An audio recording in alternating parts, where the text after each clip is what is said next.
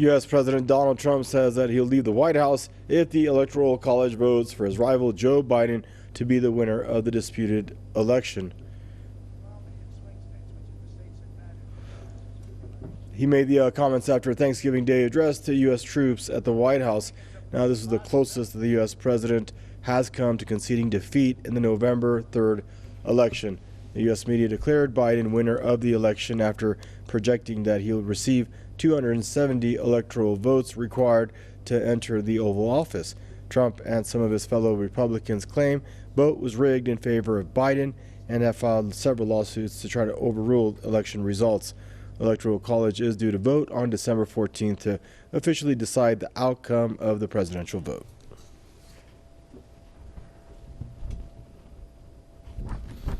Joining us now out of New York is Max Parry, investigative journalist. Hello, Max. Pleasure to have you back on Press TV. Your thoughts on the statement made by the U.S. president? Well, I think his statement could be interpreted in various ways. On the one hand, it does seem like he's finally ceding, to the narrative that of his opponents, that based on his demeanor at least, and he did cave finally to the mounting pressure from his fellow Republicans to finally allow the transition process to formally begin last week. But on the other hand, he, in addition to this statement, he also said that a lot was going to happen in between now and January 20th. So in my view, that could mean that he may be considering other legal avenues, including possibly trying to order the state legislatures, where there's a Republican majority in both houses in these contested states, to override the popular vote and elect pro-Trump electors to the Electoral College instead. Even if he did decide to do that, which would be an unprecedented step, obviously, and would provoke a really, really serious political or constitutional crisis, I'm not sure that enough Republican legislators would even be willing to go along with it, because they'd be committing political suicide. I do think that it's possible that Trump would be willing to try this, but even if he did, I don't know if there'd be enough Republican lawmakers that would be willing to override the popular vote, which the Trump campaign believes to be fraudulent. But I'm just not sure. I think that, there is a consensus building among even my fellow analysts and alternative media that Trump doesn't have any path to victory remaining. But I'm not so sure myself that this power struggle is over, that all of his avenues have been exhausted. And that could mean, as I said, trying to override the popular vote and get these state legislators to appoint pro-Trump electors, or taking it to the Supreme Court, which his campaign lawyer, Rudy Giuliani, seems dead set on doing. Right, Max. But technically, up until now, Joe Biden really has just been the projected winner. A lot of these states say that he's gotten his fair share of the votes, and he sewed up the electoral votes for that state.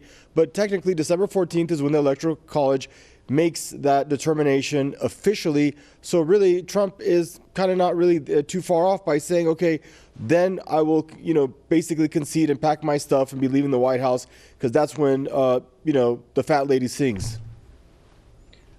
Yeah, no, you're absolutely right. And, his statement is ambiguous, but, contrary to what many might assume, the American people don't directly choose the president.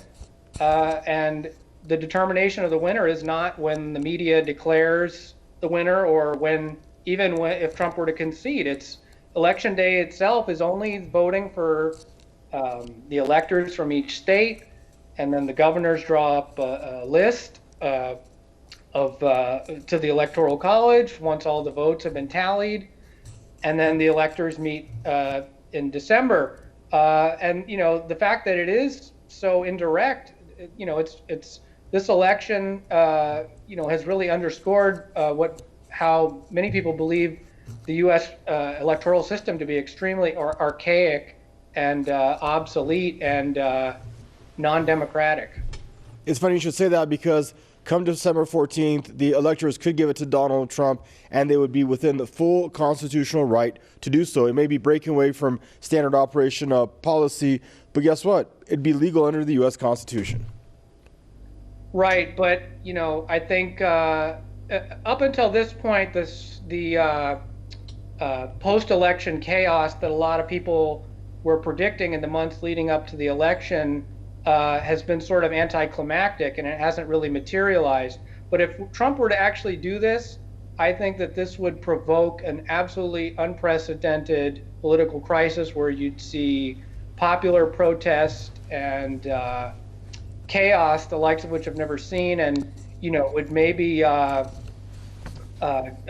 give some truth to the trepidation that people seem to have about a possible civil war in the United States, which, in my opinion, is hyperbole. But I do think that there would be unprecedented social unrest and chaos if Trump were to actually go forward with such a drastic move.